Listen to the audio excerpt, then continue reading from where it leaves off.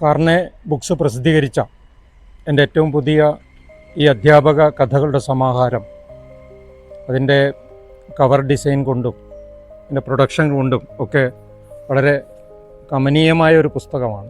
ഞാനിപ്പോഴും ഓർക്കുന്നത്, ഈ ഒരു വർഷത്തിനിടയിൽ ഞാൻ ഒരു 4 അധ്യാപക കഥകൾ കൂടി എഴുതുകയുണ്ടായി.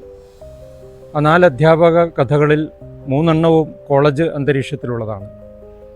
ഈ 4 അധ്യാപക കഥകളിലും വളരെ നന്മ നിറഞ്ഞ അധ്യാപകരാണുള്ളത്.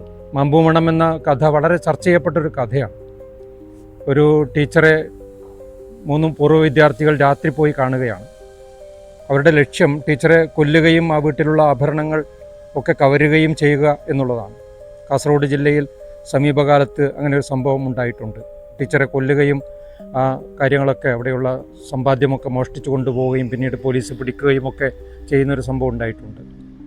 അപ്പം അതിനെ ആസ്പദിച്ചിട്ട് ആണ് ഞാൻ 12 കൊല്ലത്തിന് ശേഷം ഈ കഥ കഴിഞ്ഞ കൊല്ലം എഴുതുന്നത്. മാമ്പൂമണം എന്ന കഥ. ടീച്ചറെ കൊല്ലാൻ വരുന്ന ആ വിദ്യാർത്ഥികൾ ആയുധങ്ങളുമൊക്കെ ആയിട്ടാണ് ആ പൂർവ്വ വിദ്യാർത്ഥികൾ വരുന്നത്.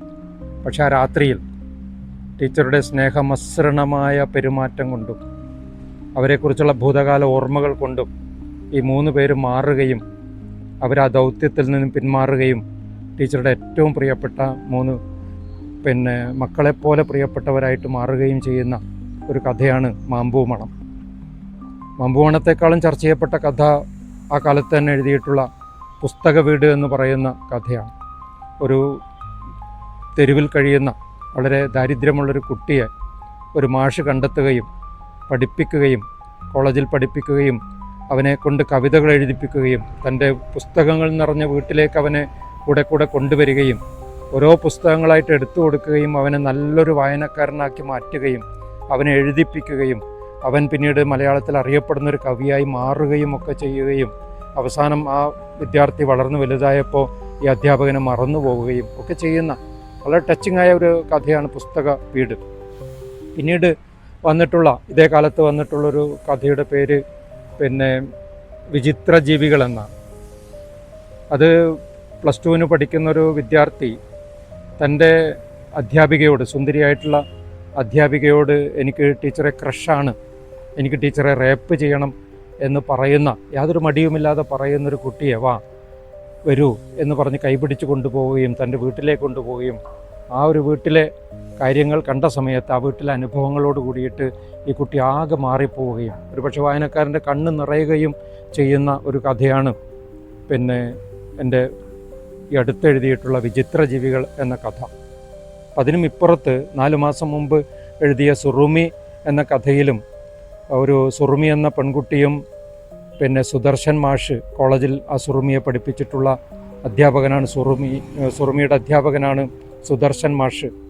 സുദർശൻ മാഷും സുറുമിയും തമ്മിലുള്ളൊരു ഹൃദയബന്ധം വളരെ വലുതാണ്. സുറുമിയുടെ വിവാഹം കഴിഞ്ഞു. ആ വീട്ടിൽ വലിയ പ്രശ്നങ്ങളാണ്. ഭർത്താവിൻ്റെ അമ്മയും അവളെ നിരന്തരമായിട്ട് ഉപദ്രവിക്കുന്നുണ്ട്. അവളെ ഗവേഷണത്തിന് പോകാൻ സമ്മതിക്കുന്നില്ല. അവൾക്ക് ഗവേഷണം ചെയ്യേണ്ടത് തവളകളിലാണ്, അതിലാണ് അവൾക്ക് താല്പര്യം. അതുകൊണ്ട് ഈ അച്ഛനും ഈ ഉമ്മയും തൻ്റെ ഭർത്താവും നിരന്തരം ഈ തവളകളെ കൊല്ലുകയും ഈ പെൺകുട്ടിയെ ഉപദ്രവിക്കുകയും ചെയ്യുന്നുണ്ട്. അവിടെ നിന്നാണ് ഒരു ദിവസം രക്ഷപ്പെട്ടിട്ട് ഈ പെൺകുട്ടി സുദർശൻ മാഷിൻ്റെ അടുത്ത് പോയിട്ട് തവളകളെ തേടിയൊരു യാത്ര പോവുകയാണ്. ഒരു തവണ മാഷൻ്റെ കൂടെ വരണം എന്ന് പറഞ്ഞിട്ട് അവർ ഒന്നിച്ച് യാത്ര ചെയ്യുകയും മൂവാളമൊട്ട എന്ന് പറയുന്ന കാസർഗോഡ് ജില്ലയുടെ വളരെ അതിരിലുള്ള ഒരു കാനന പ്രദേശത്തെത്തുകയും അവിടെ താമസിക്കുകയും അവർ തവളയെ കണ്ടെത്തുകയും ചെയ്യുന്ന വളരെ പോസിറ്റീവായിട്ട് അവസാനിക്കുന്ന വളരെ പ്രതീക്ഷാനിർഭരമായ, പരിസ്ഥിതി സ്നേഹമുള്ള, വിരുദ്ധമായ ഒരു കഥ കൂടിയാണ് സുറുമി. അപ്പം അങ്ങനെ ഒരു കഥ എഴുതുകയും ചെയ്യുന്നുണ്ട്. അപ്പോൾ ഈ കഥകളിലെല്ലാം നന്മ നിറഞ്ഞ, ധാർമ്മിക മൂല്യം നിലനിർത്തുന്ന അധ്യാപകരാണ് ഉള്ളത്. അപ്പോൾ ഞാൻ എഴുതുന്ന അധ്യാപകതകളിലെല്ലാം ഈ പരിഹാസമാണ് എന്ന് വിചാരിക്കേണ്ടതില്ല. മറിച്ച് വളരെ വ്യത്യസ്തമായിട്ട് നന്മ നിറഞ്ഞ അധ്യാപകരെ പ്രകീർത്തിക്കുന്ന കുറേ കഥകളും ഞാൻ എഴുതിയിട്ടുണ്ട്.